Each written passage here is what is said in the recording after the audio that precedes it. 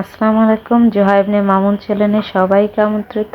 আজ দেখাতে যাচ্ছি ব্রয়লার আলু দিয়ে ব্রয়লার মুরগি কষা। খুব কম সময়তে এটি তৈরি করা যায় আর সময় লাগে কম, খেতেও যেমন মজা, দেখতেও খুব অতুলনীয়। চলুন তাহলে প্রসেসটা দেখাই। প্রথমে এখানে মুরগির মাংসগুলোর সাথে আদা, রসুন, জিরা, হলুদ, লবণ দিয়ে মেখে 5 মিনিট রেখে দিয়েছি। এখন তেল গরম হয়েছে, তাতে দিয়ে দিলাম, একটু ভেজে নেব। এই তো ভাজা হয়ে গেছে। এটি নামিয়ে এখন আলাদা একটি পাত্র রেখে দিলাম। আর এখানে বাকি তেলটার মধ্যে পেস্টটি দিয়ে ভালো করে পেস্টটি ভেজে নিয়েছি। এখন আদা, রসুন, জিরা পেস্ট ও গরম মশলা দিয়ে দিলাম।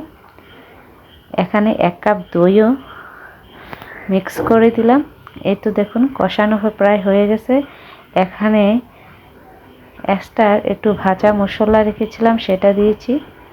যখন তেল ছেড়ে এসেছে মাংসগুলো দিয়ে দিলাম, দিয়ে ভালো করে নেড়ে নিচ্ছি। দেখুন কালারটা খুবই সুন্দর দেখতে। লবণটা মনে হচ্ছে একটু কম, তাই লবণটা দিয়ে দিলাম পরিমাণ মতন। দিয়ে ভালো করে নেড়ে চেড়ে আলুটি আগে সিদ্ধ করে ভেজে রেখেছিলাম। এখানে একটা ম্যাগি মশলা দিয়ে দিলাম। আপনারা ম্যাগি মশলা দিতেও পারেন, নাও দিতে পারেন, তবে দিলে এটা যে কোনো খাবারের সাথে অতুলনীয় হয়। দিতে চেষ্টা করবেন। এই তো আমার রান্না শেষ।